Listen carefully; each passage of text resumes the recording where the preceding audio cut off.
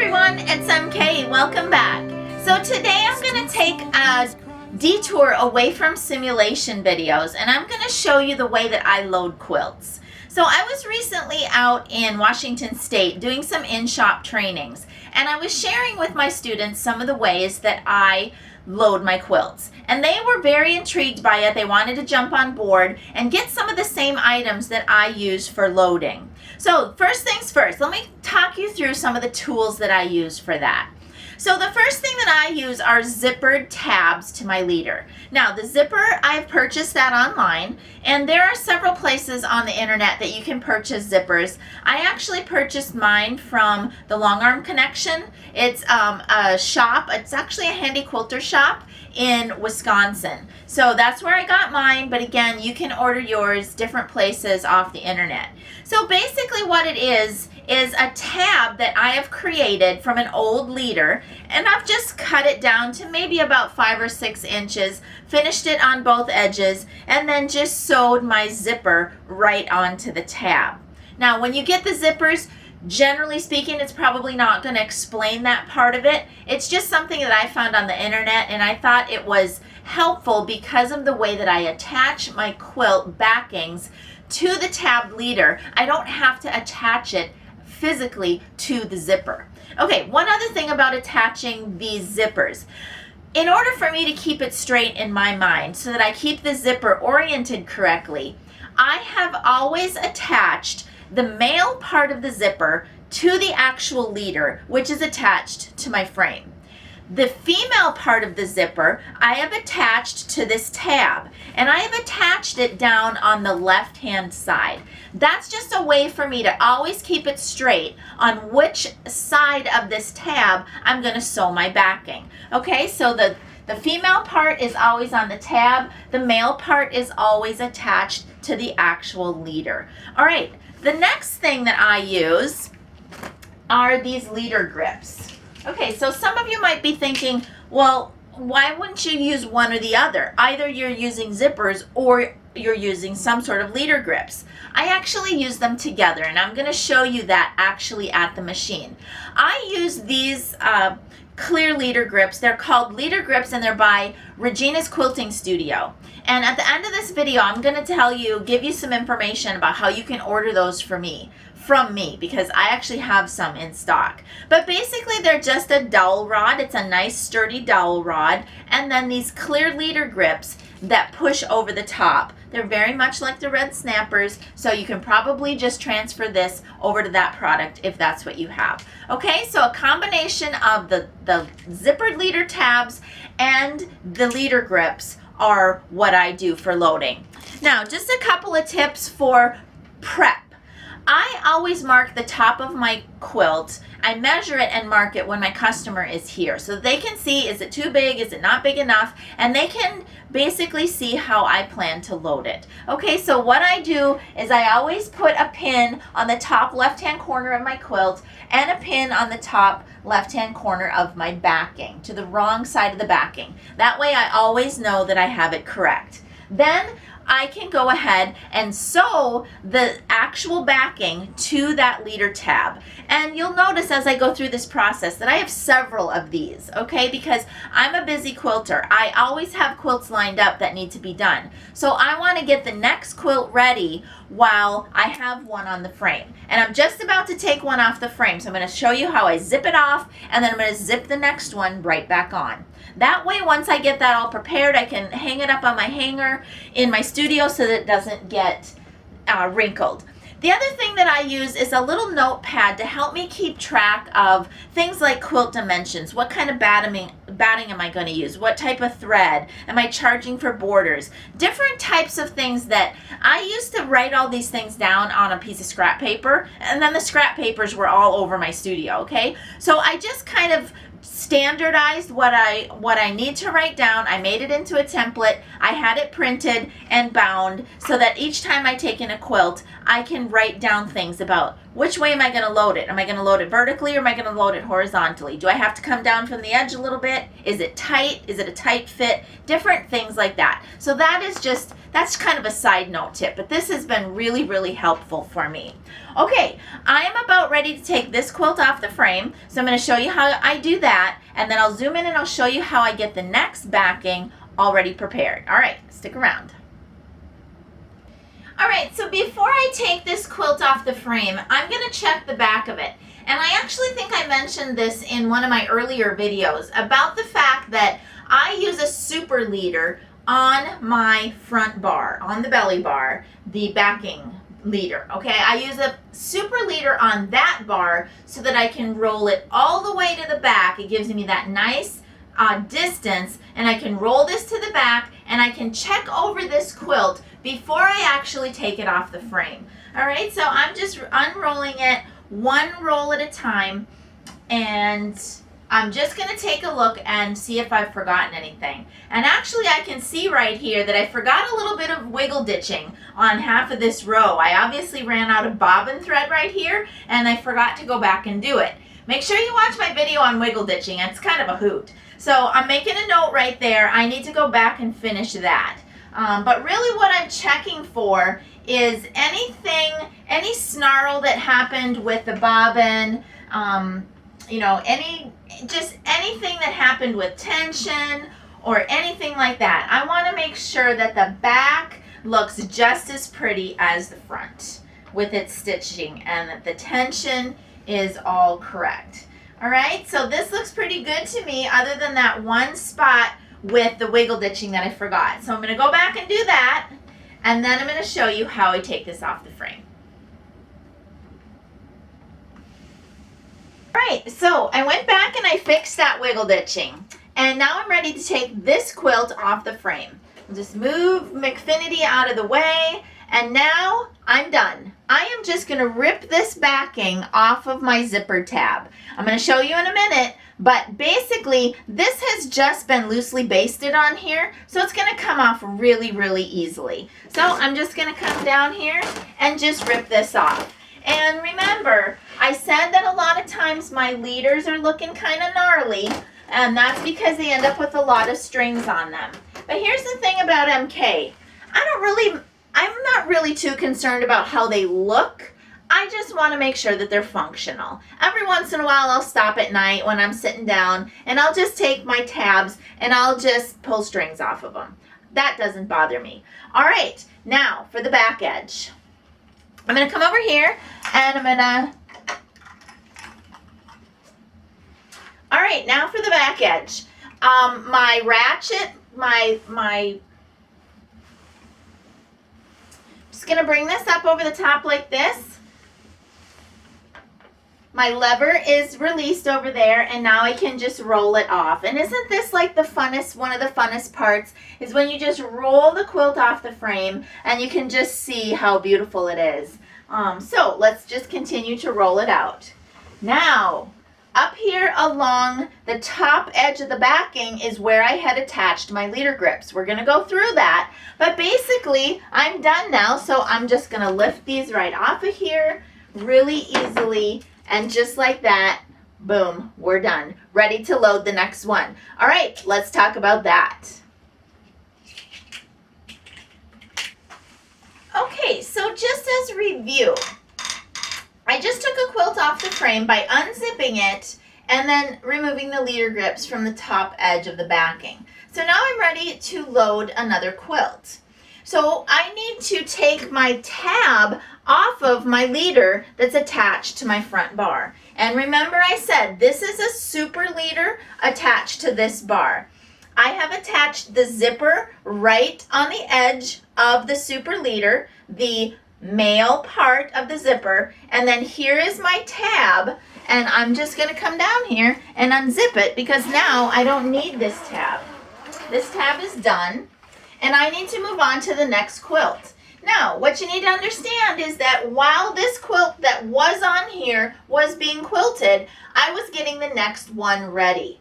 All right, so here's the next backing that I was getting ready. I already have it basted to one of the tabs. All right, just let me show you. I'm not sure you can see close up, but basically I have a little arrow that marks the center of my tab. I have loosely matched that to the center of my backing. Now, when I get over there to the back of the machine, I'm going to show you how I keep my backings centered. Okay, so I don't use a centering tape or some of the other tools that you might use or see out there. I just basically find the center of my tab, which I have an arrow, and then I fold my quilt in half, the backing, I find the center mark, and I just basically match up the two. All right, and then I take this to my domestic sewing machine, and with the longest stitch that my machine will do, I just baste this onto the tab. Now again, remember, my female part is down here at the left, and so I want to just be careful that I'm getting this underside of the tab attached to the underside of the quilt backing. So that's really the only thing, and I've actually written with a permanent marker on my little tab here that I need to attach that side of the tab to my underside of my backing. That just helps me keep that straight. All right, so this has all been on a hanger. It's all ready to go. It's already been sewn on while the other quilt was in process. Here is my female part. I'm just gonna attach it right onto my male part of my zipper, and I'm just gonna come down here, and just like that, one edge is now loaded and ready to go. I'm going to step around to the back of the quilt now, I'm going to step around to the back of the backing. I'm just going to get it smoothed out back there, and then I'll come back here to wind it up. All right, all I did there was went around to the back of the machine, straightened out my backing, and got it ready to go. I want to share with you one other tool that I use at this step now. I use the Mary Ellen's Best Press in the unscented version. And basically what I'm going to do is I'm just going to lightly spritz my quilt every roll as I'm loading the backing. That's going to help alleviate wrinkling. I don't spend a whole lot of time worrying about pressing the backing and wasting my time on that. Of course, I'm going to give my own quilts a press. I recommend my customers give their backings a nice press, but I don't want them wasting a whole lot of time on that, because the best press, a little bit of spritzing as we load it, that will get the rest of the wrinkles out. If truth be told, I'd really rather my customers spend a little extra time on their borders on the top of the quilt than spend all afternoon pressing, because I'm just going to be able to get some of those wrinkles out with the best press anyways. Okay, the next thing that I do at this step is I take off my quilt bar leader. Okay, I'm still a quilter that pins my top to the actual leader on the top, but I feel like it gets in my way as I'm doing this whole loading process. So I'm just going to go ahead and take it off. Now, the other thing is I do have a 12-foot frame, but generally speaking, 95-ish% of the time, I really only need an 8-foot leader for the quilt. If I need a 12 or 11 or 12-foot leader for a king-size quilt, I've got one in the drawer. I'm going to bring it out and put it on. But this is just, I bought a set of 8-foot leaders because for the quilt top, that's pretty much all that I need. Okay, so I'm just going to lay this along the side over here because I'm going to need that in a second. And then I'm going to go through and I'm just going to spritz really lightly with the best press. And then every time I crank this around, and I see this quilt over here is coming off, so let's get that out of the way. It's a little double wedding ring I was working on for a class at Quilt Guild. Let's just watch our backing as we're going through, and I'm just kind of smoothing it out, and every turn I'm just going to get a little press with that. All right, so just get this a couple more turns. Now, I have rolled this backing just enough so that I can see the back edge is just about to come up to the back rail. All right, I'm going to run around to the back of the machine and I'm going to talk to you about how I use the leader grips and a zipper in the back.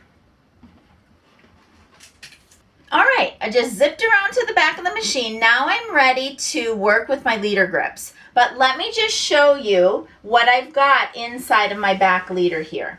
All right, so I do have another zipper tab on my back leader. I also have a super leader on the back bar, and again, I have attached one half of the zipper to the actual leader. That would be the male part, and then the female part I've attached again to another tab that I made, and the female part of that would have been down there at the left-hand side. Remember, I just always keep those on one side to keep myself straight. All right.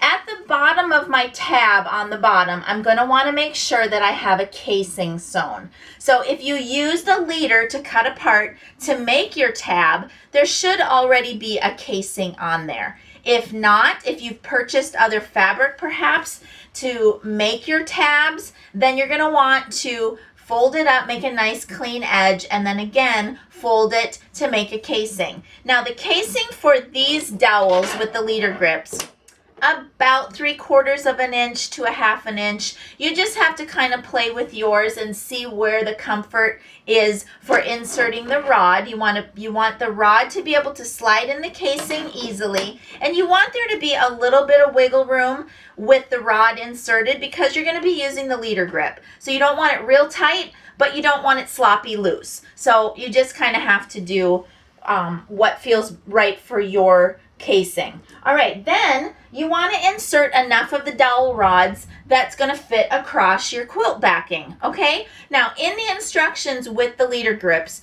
they come with these little plastic tabs, and it gives you instructions on how to hook this together to make it all one long dowel. I don't like to do that because I like to take these in and out, and I like to use a combination of lengths of these. Okay, actually this one I've actually cut off because I wanted two full dowels and then a partial dowel. Sometimes that's all I need. I don't need 3 full-length dowels. Sometimes I have another one that I've even cut off a little bit further than that, where I'm just kind of adjusting and using whichever combination of dowels that I need to be filling my casing to be enough to cover my back edge. Okay, the one thing that I don't like to do with the leader grips is I don't like to have the dowels resting up onto the base of the machine. So if I have a very large quilt and I push the machine all the way over and I just can't get the rod to lay down on the table, then I'm going to take the dowels out and I'm either going to pin my backing, the top edge, or I'm going to take the tab off and I'm going to sew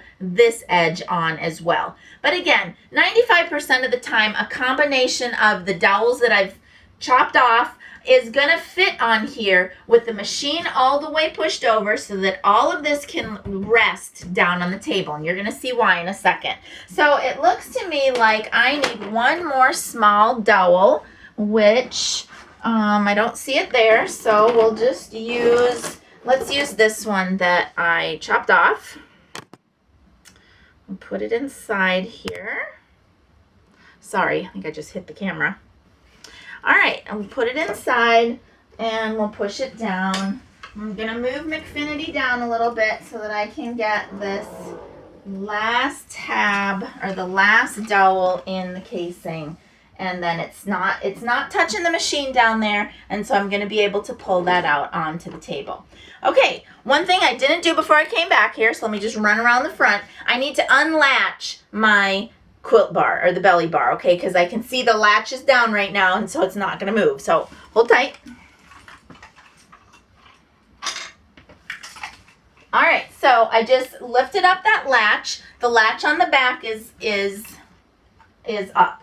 Okay, now what I'm doing, because remember I said I don't use a centering tape, I am just looking at my backing now, and I'm making sure that it's just flowing nice and straight out from the front bar over the top, nice and straight. Because now what I'm going to do is I'm just going to pull it out, even with the bottom of this back leader, which has the dowel in it, and I'm just going to pull it out, and I'm going to loosely lay that down on the table. Again, I'm going to go back very, very gently, and I'm just now watching to make sure that this is all laying down straight.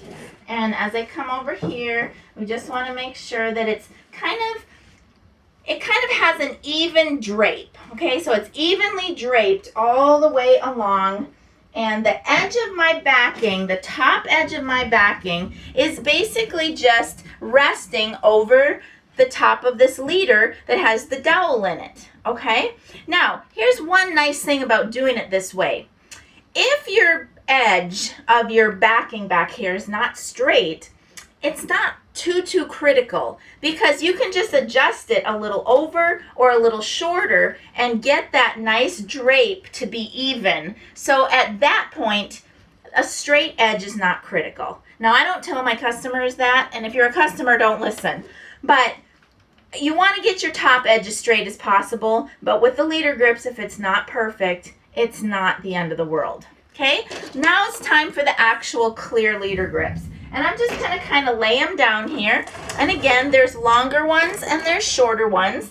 And I'm just going to use whatever combination that I need of long and short ones to get them to cover the backing. Then I'm going to come through with the palm of my hand, and I'm just going to push down using the table as a base. And that's the important part. I don't like to push on my rails.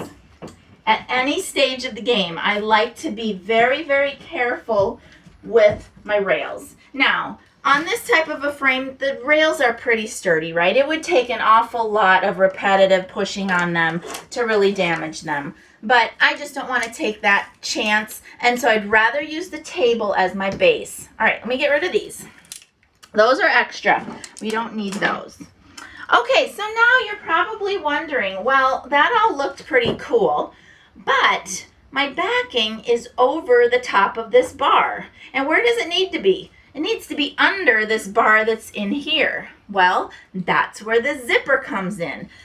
Because I'm a shorter person and my infinity frame, my gallery frame, is very wide, I can't do this from the front, okay? So I like to get it even like this over the top, and here's where the zipper comes in. I'm just going to reach underneath of here, and I'm going to unzip this tab that has the dowels in it. Now I'm just going to drop this over the front here, right down there where it belongs. Reach under the bar because it needs to go under that tension bar right there. Come down here and zip it up. And at this point, because we had gotten it straight before we unzipped that, now I'm just zipping it back up.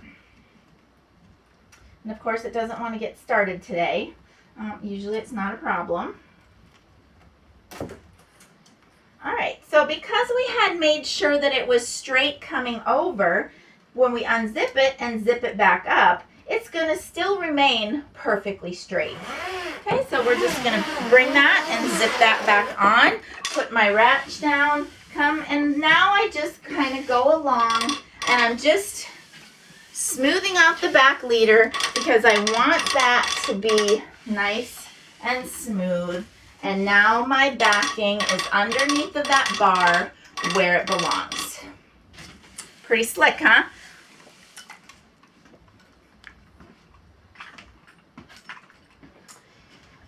So do you ever get to this point in your loading process, and once you go to tighten up your backing, there might just be a little bit of a droop in it. Now this one actually turned out pretty good for me today, but sometimes you'll wind it up right and it's just a little bit of a droop on one side or the other.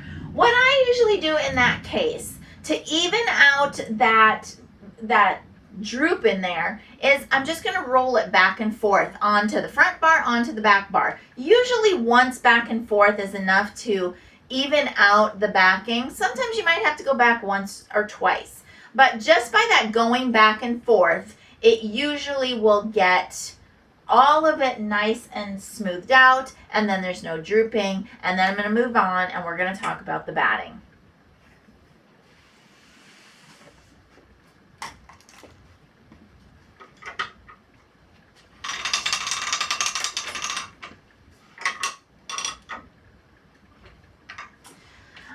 So once I get the backing on here, I usually come and I double check my leader grips, because sometimes they have a tendency to just flip up a little bit right where they're butted up next to each other. So I just want to check those spots, and now my backing looks really nice. Now here's where I have grown to really love my brand new pole extenders. I'm just going to take this out of here and I'm going to put that one up on that end. And then I'm going to put this one up on this end. And we're going to talk about the fact that I load my batting now, not from the front, from the back.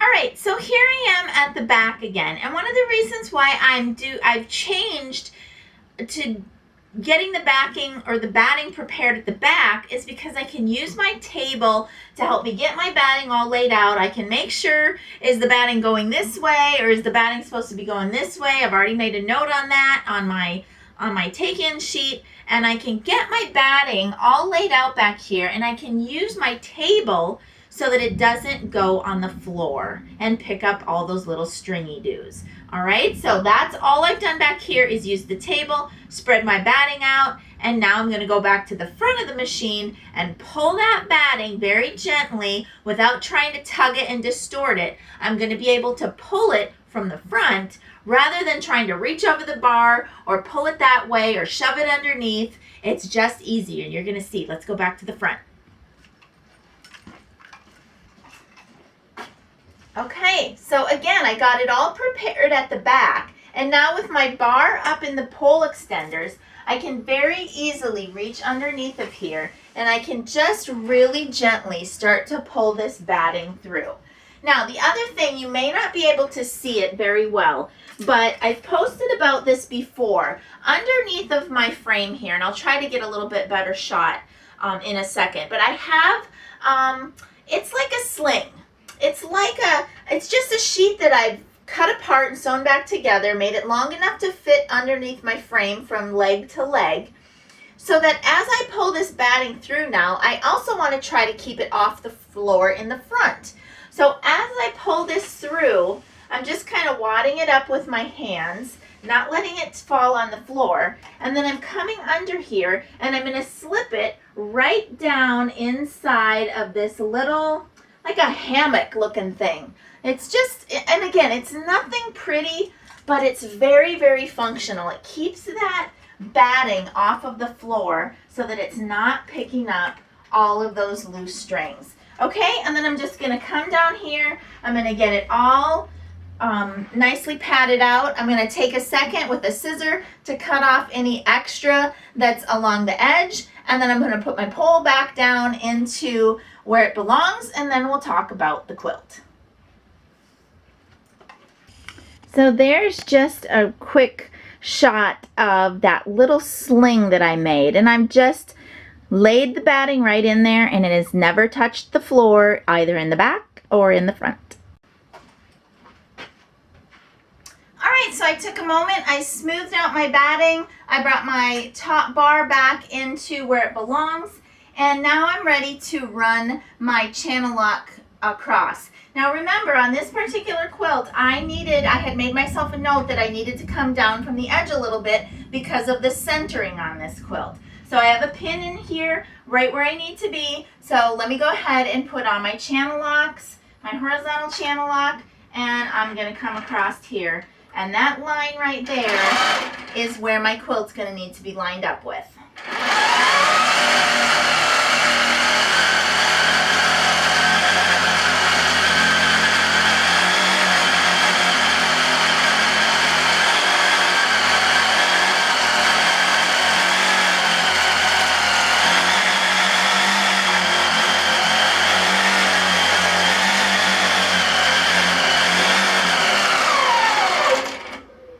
There we have it. Got my lovely thread cutter on my infinity, and there we go. Take off my channel locks, and now we're ready to put the quilt down. All right, so as mentioned before, I still like to pin my quilt on. And remember, we already talked about the fact that I generally only need an 8-foot leader. So I'm going to come back now. I loosely have the center of my leader, and I'm just putting it on. You'll notice that I'm not worrying too very much that it's the exact center of my bar. I'm just guessing. It's not really going to matter, because now I'm just going to load my quilt, and I'm going to center it because I can see my backing. I'm going to center it horizontally the way that it needs to be. All right, now, the only thing is, once I put this leader back on this bar, the batting tends to get in the way a little bit. So I walk down here to the edge. I'm going to undo the ratch on my belly bar, and I'm just going to drop that backing down a little bit so that it kind of gets down and rests on the frame. And then I can bring my quilt leader back over to the top and just wind it up far enough so that I've got a little bit exposed there that I'm going to pin to. Now, if your leader does not get in the way, then don't take the time to take it off. If you float your quilts, this whole step is not going to be of concern to you because you do it differently. I like to still pin so that I can ease out and ease in the bottom edge of that quilt. For me personally, I just find that I can get a more even advance if I'm pinning on to the quilt leader. So I'm going to do that, and then we're basically going to be done. So here we go. We bring the quilt in. Again, this is a directional quilt, and I have put there, I just noticed I had it on wrong, but remember, here's my pin, always in the top left-hand corner, so I always know that I'm going to be loading it correctly. And this one, you can see that actually this is the top of the quilt, but the way that the backing was pieced just made a little bit more sense to me to load it horizontally. And the pattern that I'm going to use on here is just an overall edge to edge, and it's not directional. So it really didn't matter which way I loaded the quilt. So now that I've got my quilt positioned correctly, I'm just coming and loosely putting it on here, and I can see with my eyes where that backing is, and I'm just going to loosely center that. I'm going to start in the center and pin out one direction, come back to the center, and pin out in the other direction. All right, here we go.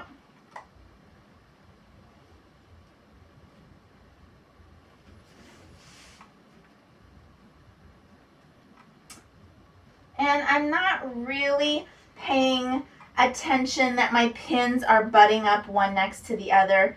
I don't think that that's really necessary. I use these long ball head pins, and just, loosely edge to edge, end to end is fine for me. So let me just finish this out.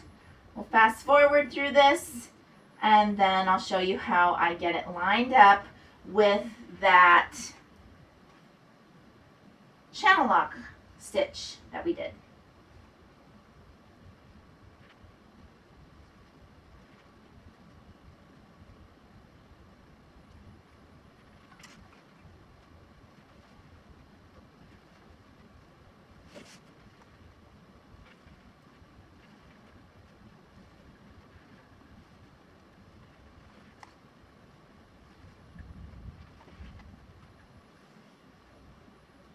All right, we're just getting down to the end here. One more pin right there in the edge. All right, so now I'm just going to start rolling this up very carefully. And again, because I don't use a centering tape, I am basically just going to be watching my edges as I roll this, and I'm just using my hand across here. And actually, this quilt that I'm working on right now, I can tell that it's beautifully pieced, it's nicely pressed, and it's just going on here straight as straight can be. I love it when that happens, don't you? It doesn't always happen, does it? Okay, so once it gets to this point, and remember I had loosened my backing so that my batting wasn't dragging on that quilt as I rolled it up. I'm just going to kind of loosely fan it out here. And again, I'm watching that drape. It's just kind of draped down onto the backing. And now I'm going to go one little click at a time, kind of with my hands out this way so that I can get that coming through nicely. And I am just going to one little, kind of like an eighth of a turn at a time. And I'm just kind of tightening up the back as I'm bringing my quilt, trying to keep that edge nice and straight. If I have to come under the bar a little bit here, with my hand. And again, I'm watching it over here. I'm watching the top edge. I'm watching it over here. And now, once my backing has gotten repositioned, it's nice and firm there. It's not too tight, it's not too loose. Now I'm just fine-tuning the quilt top, and I'm bringing that into position. Again, if you're a person that likes to float your quilt tops, I'm sure you're just going to lay it right down on there, and you're just going to match it right up with your channel lock line. That's fine. We all do things a little bit differently. Today I'm just showing you the way, the MK way of loading. Okay, so then I go back and I just put a few pins really loosely along the top. And then when I get to the edges, I go ahead and put on my side grips. These are another product that comes from Regina's Quilting Studio. It's a buddy to the leader grip, but it's actually a side. It works on the side. You can get them in different lengths. You just measure between your bars, buy a set that's a little bit shorter than the distance between your bars so that it's not hitting. And basically I just put this on the edge, push it down, and then for me, I have now with my new frame, I have the Velcro. Some of you have bungees, and there's a different combination of things on the different frames. But basically, I just use one of my strips of Velcro. I'm going to come and loop it through this little ribbon. The ribbon comes on the side grip. And then I'm just going to make it taut, not too tight, not too loose. And it's got Velcro. Now, I've taken my clamp, the actual clamp that came on the Velcro, I took that off. And I'm just using a little binder clip from Staples because, again, I'm a busy quilter and my Velcro is starting to get worn out here. So if I just get it taut there, bring the Velcro onto each other, and then slip that little binder clip on there, it's not going anywhere. And now my sides are nice. The tension on my side is nice there. Put one last pin on that side, and then again I'm going to come across and do the same thing on the other side.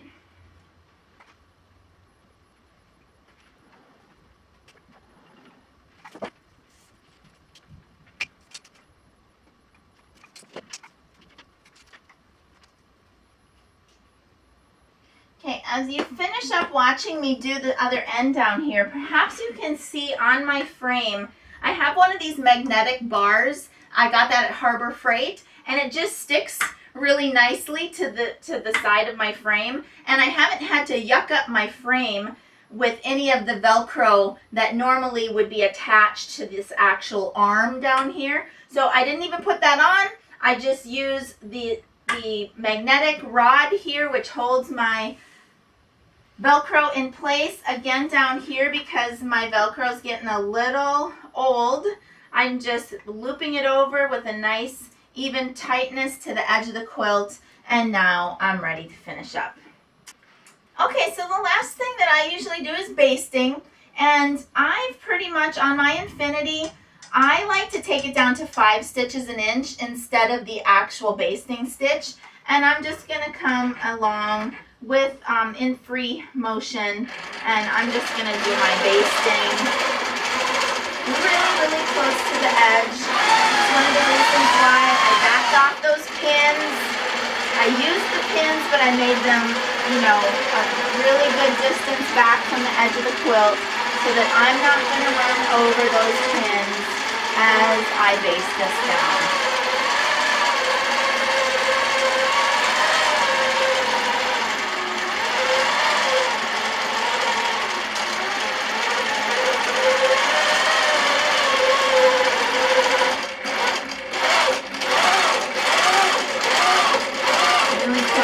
Edge over here, come up.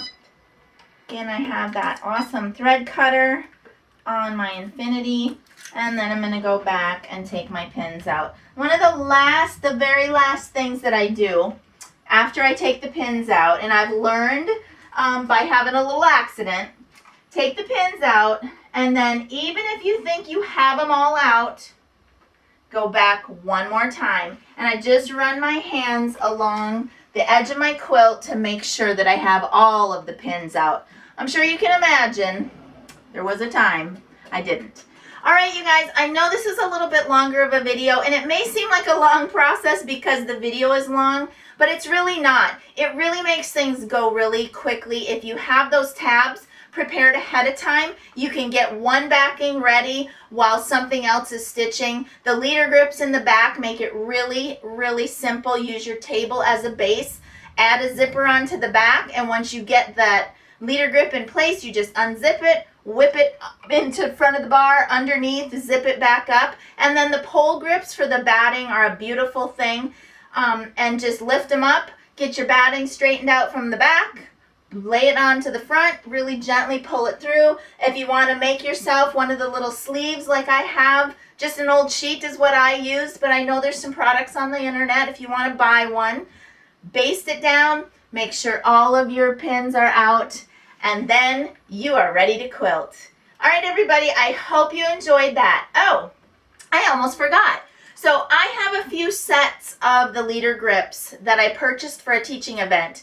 Just a handful of them left. So if you would like a set of those, you can email me at melissa@mkquilts.com. That's MELISSA at mkquilts.com. You can send me a private message on Facebook, and I will give you all the details. I only have a few of those left, so first come, first serve on those. I'll give you all the details on price and shipping and all that when you contact me. All right, thanks for joining me today on the MK way of loading quilts. From my studio to yours, happy quilting. Bye-bye.